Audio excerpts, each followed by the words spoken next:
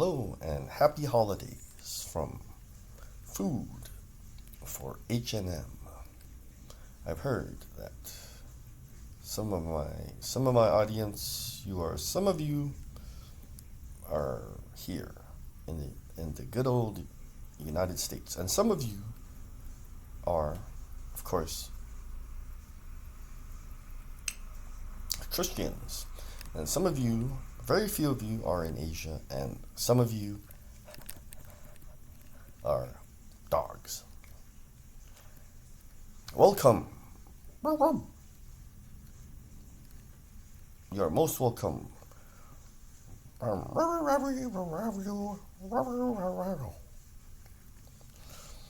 Remember, dogs are people too, so I must say, you cannot discriminate. So we must appreciate, not discriminate. All right, Deuteronomy 33, two more chapters, and we have made it through the first 5 books written by Moses. Reading through the first 5 books, they're called the Pentateuch. Another religious tradition calls them the Torah, Torah, or the Tuvra. This section is titled Moses Blesses the Tribes. So remember, he is going to die, and he will not be joining the Israelites when they go into the land promised to take the land. It is exciting because they're not just going into the land and people will run away from them and give them all their houses and stuff, for lack of a better word. They have to fight and seize the cities. It's like a war movie, and they have to kill people and plunder them and subjugate them. You have to conquer the land with Joshua, the great general, leading them. When we get to the book of Joshua, it's going to be very exciting. A lot of you know about the Battle of Jericho. That is a legendary battle in the Holy Bible. This is the blessing that Moses, the man of God, pronounced on the Israelites. He's blessing them. Pronounced on the Israelites before his death. He said, "The Lord," that's God, Creator, "came from Sinai and dawned over them. From Seir, he shone forth from Mount Paran. He came with myriads of holy ones." Those are Kadosh Malachim, holy ones, holy ones. So although we only really saw a pillar of cloud and a pillar of fire, there were many, and myriads means many kinds. So we saw like 2 kinds, and you may not agree with me that darkness is another kind of Kadosh Malachim, but it is. Darkness is a kind of holy angel warrior. So spoiler alert, in the Bible they just talk about it as he comes with, 10,000s upon 10,000s, 10,000s of 10,000s, just many, many, many. And then many myriads is many different kinds, different hierarchies they are different, like, races. I don't know the actual word, but many different races and many different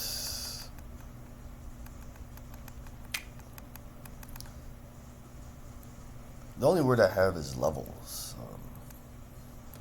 Because in one dimension, there could be 5 races of Kadosh Malakim, and then they could come from a higher dimension, like a higher heaven. And there could be 10 races of Kadosh Malakim there. So it's not just races, it's some of them are higher, more elevated beings, just more powerful and more knowledgeable. From the south, from his mountain slopes, surely it is you, Lord, who love the people. All the holy ones are in your hand. At your feet they all bow down, and from you receive instruction.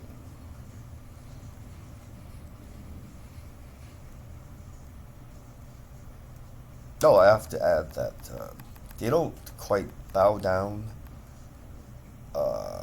They more bow down out of adoration.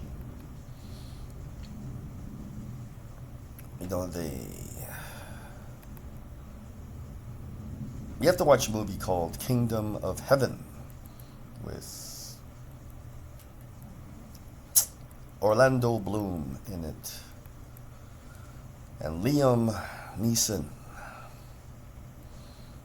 Liam Neeson plays a royal, and his men, they really appreciate him. You would say they are 100% loyal to him because he's good to his men. And of course they bow. They're like, "Hello, my lord." When he was teaching his son how to fight, they would step in, "Pardon, my lord. Have your leave."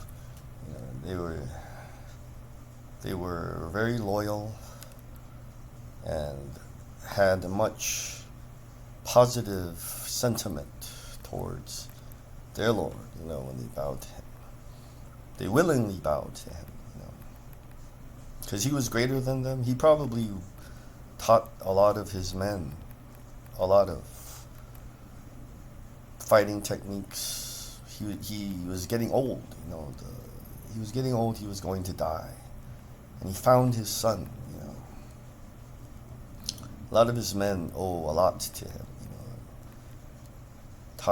Taught them how to conquer, and a lot of their possessions, in part, they probably felt they only were able to acquire because their Lord, was good to them again and taught them and he shared with them. So, God, the Lord, is the same way. He is a good Lord. He is a good God. And I bow to him because he is good, and I submit myself to him because he is good, In serving him, I benefit, If I ignore him, I don't. And you have to watch the video before this one. If you oppose him, he will destroy you.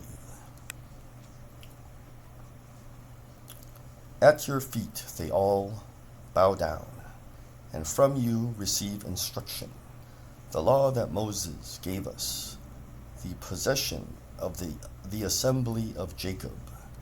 He was king over Jeshurun when the leaders of the people assembled, along with the tribes of Israel. Let Reuben live and not die, nor his people be few. And this he said about Judah. Hear, Lord, the cry of Judah. Bring him to his people. With his own hands he defends his cause. Oh, be his help against his foes. About Levi or Levi, he said, your Thummim and Urim belong to your faithful servant. You tested him at Massah. You contended with him at the waters of Meribah. He said of his father and mother, I have no regard for them. He did not recognize his brothers or acknowledge his own children, but he watched over your word and guarded your covenant. He teaches your precepts to Jacob and your law to Israel. He offers incense before you and whole burnt offerings on your altar. Bless all his skills, Lord, and be pleased with the work of his hands. Strike down those who rise against him, his foes, till they rise no more. About Benjamin he said, let the beloved of the Lord rest secure in him, for he shields him all day long, and the one the Lord loves rests between his shoulders. About Joseph he said, may the Lord bless his land with the precious dew from heaven above, and with the deep waters that lie below. With the best the sun brings forth, and the finest the moon can yield. With the choicest gifts of the ancient mountains, and the fruitfulness of the everlasting hills. With the best gifts of the earth and its fullness, and the favor of him who dwelt in the burning bush. Let all these rest on the head of Joseph, on the brow of the prince among his brothers. In majesty, he is like a firstborn bull. His horns are the horns of a wild ox. With them he will gore the nations, even those at the ends of the earth. Such are the 10,000s of Ephraim. Such are the thousands of Manasseh. About Zebulun he said, rejoice, Zebulun, in your going out, and you, Issachar, in your tents. They will summon peoples to the mountain, and there offer the sacrifices of the righteous. They will feast on the abundance of the seas, on the treasures hidden in the sand. About Gad he said, blessed is he who enlarges Gad's domain. Gad lives there like a lion, tearing at arm or head. He chose the best land for himself. The leader's portion was kept for him. When the heads of the people assembled, he carried out the Lord's righteous will and his judgments concerning Israel. About Dan he said, Dan is a lion's cub, springing out of Bashan. About Naphtali he said, Naphtali is abounding with the favor of the Lord, and is full of his blessing. He will inherit southward to the lake. About Asher or Asher he said, most blessed of sons is Asher or Asher. Let him be favored by his brothers, and let him bathe his feet in oil.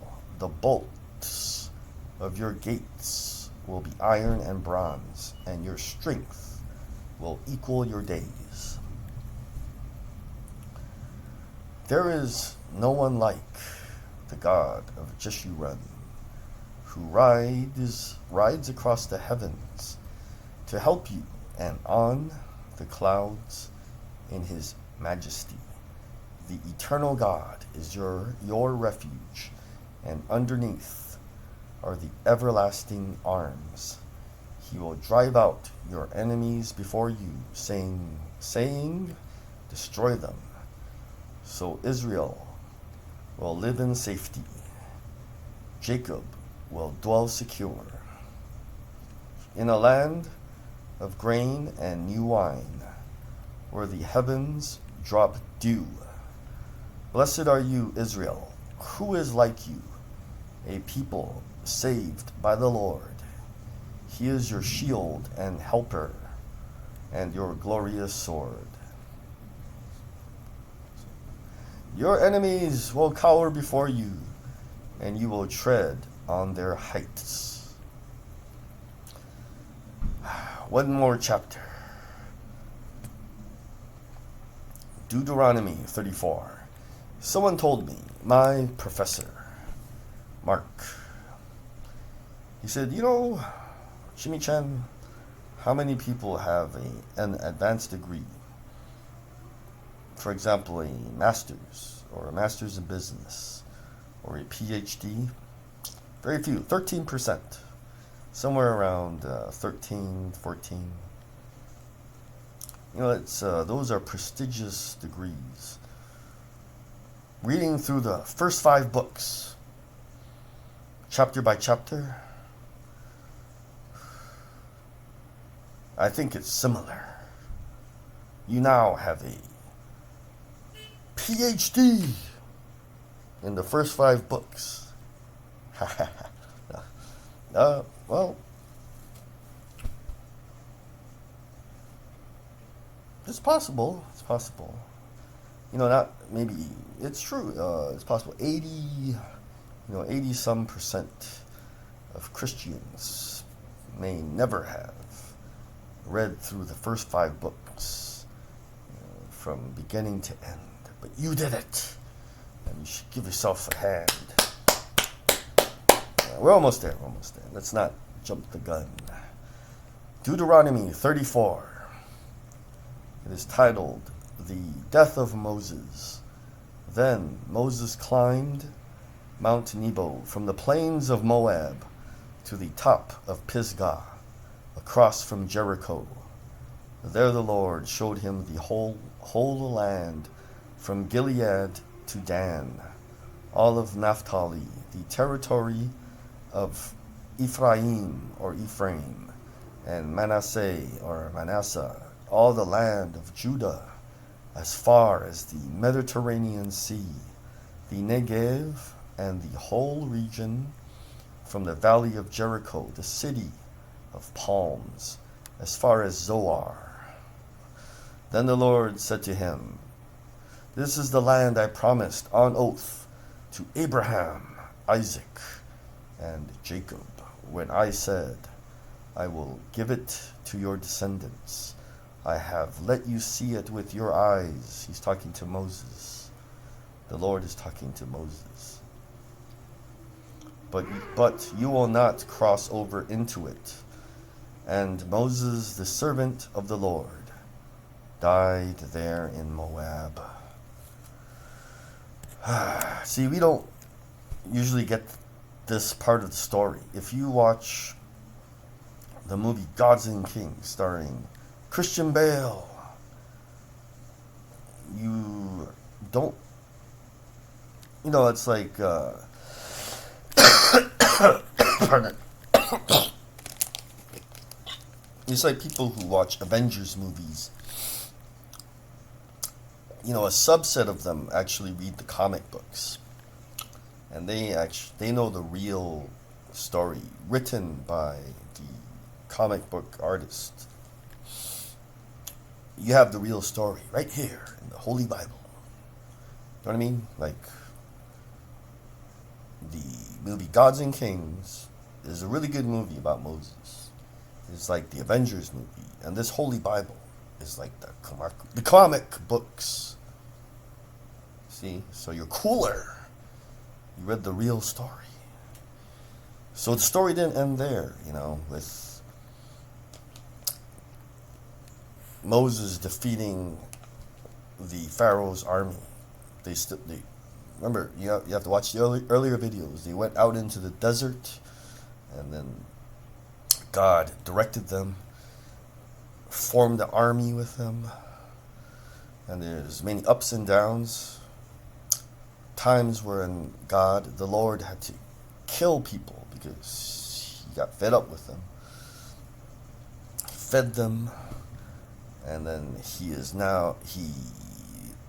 he led them with Kadosh Malakim to fight a few people, a few groups of people, so they have a few victories under their belt.